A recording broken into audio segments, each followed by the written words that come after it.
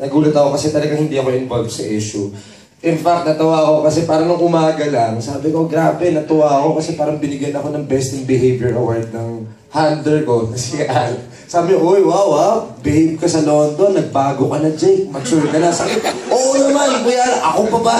Sabi ko, iba na ako ngayon, ganyan. Tapos, nag 2 AM ng umaga, ano to? Sabi ko, sakto naman. Alam ko naman po, maraming beses na ako na-involved sa mga ganyang klaseng issues, pero malinis po konsensya ko, hindi po talaga ako involved.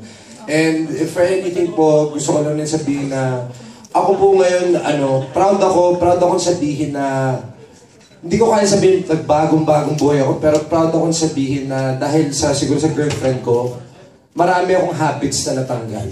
Marami akong parang mga old habits na natanggal. And I can really say na with all due maturity, parang masayang-masaya po talaga ako ngayon. So, nagulat ako sa issue. Nagulat talaga ako. But I can't blame them for involving me because that's always the case. Pero yun na lang po. At saka kung ano man po, hindi rin po ako makakapagsalita for anyone kasi hindi rin naman po ako spokesperson ng kahit sila. So, yun po. Kung nga sinabi mo hindi kayo spokesperson, tatanong ko sana kung may nangyari ba talagang inuman sana. Ay, sa akin po ako tulog ako buong flight. So, yun po yun. So, para sa akin, tulad ng sinabi ko, I can't speak for anyone. Marami pong involved. Nabasa ko po yung issue doon. Maraming taong involved and I can't speak for everyone.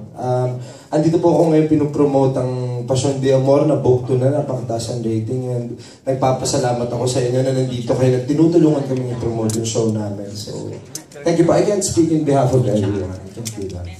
So, sige, hindi na kita tatanong kasi hindi kayo na-speak, di ba? Thank you. Para sa kanila. So, anyway, anong feeling na kinabog niya sa rating yung